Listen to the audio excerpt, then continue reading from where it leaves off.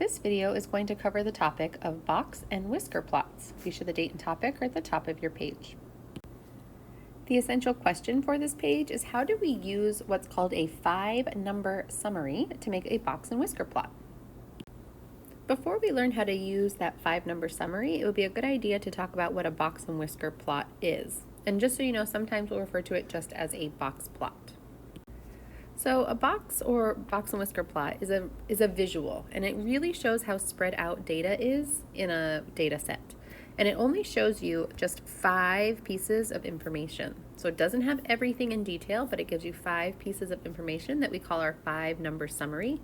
And it's great for comparing 2 or more data sets.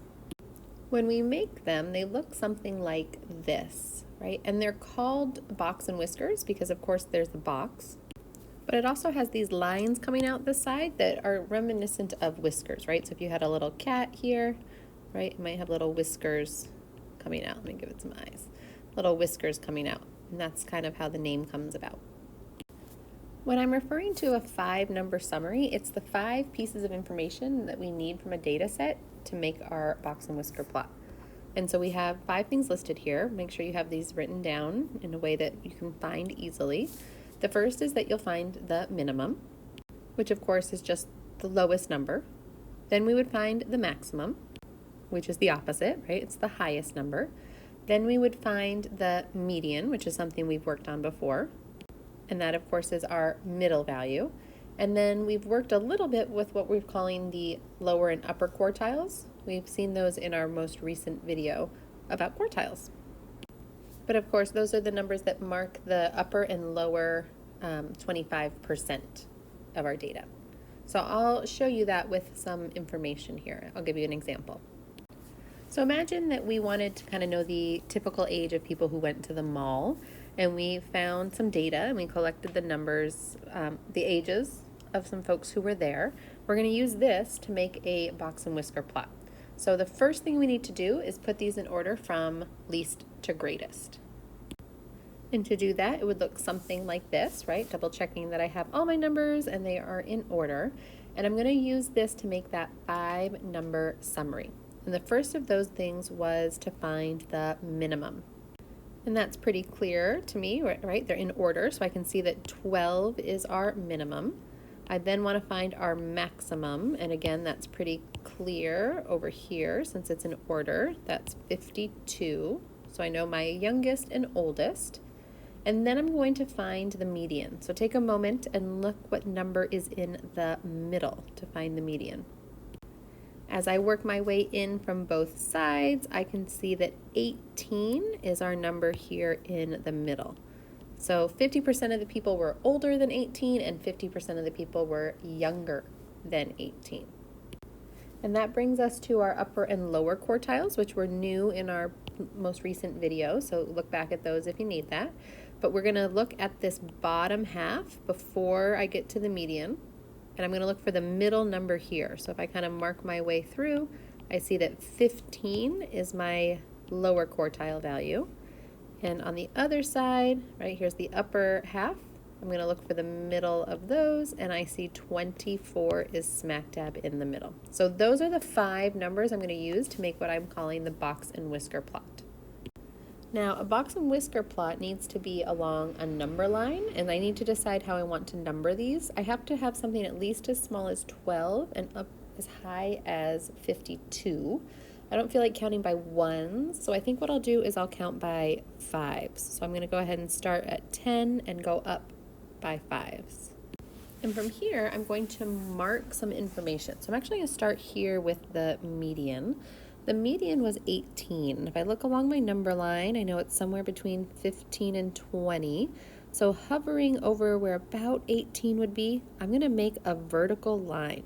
This is my median. I'm going to do the same thing with my lower and upper quartiles. So my lower quartile was 15, and my upper was 24, so just a smidge before 25. I'm going to connect these, and this becomes my box.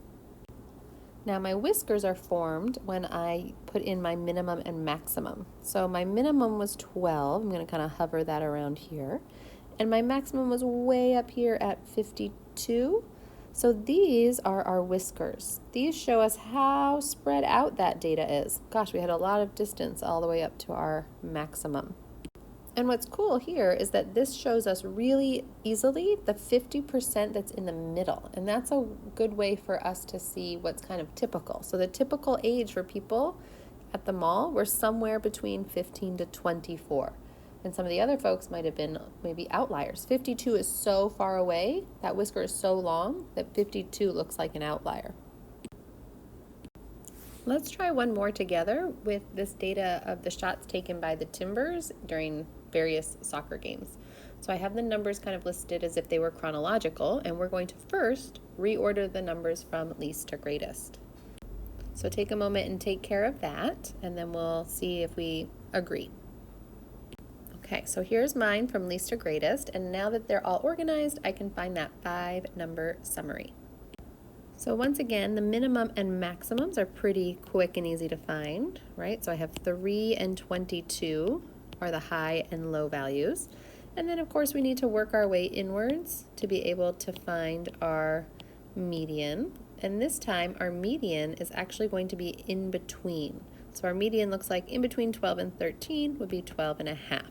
So I'm going to make a line right there to show our median. And of course, once I have my median, I'm going to look on both halves and find the middle of each of those.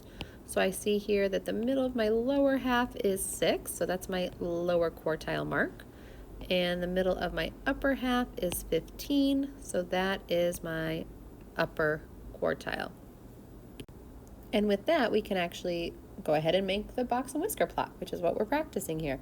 So I know that I need to make a number line that counts consistently, that starts at 3-ish and goes up at least to 22. So I think what I'm going to do is start at 3 and count by 3s so that it goes up to just past 22, and that should be fine.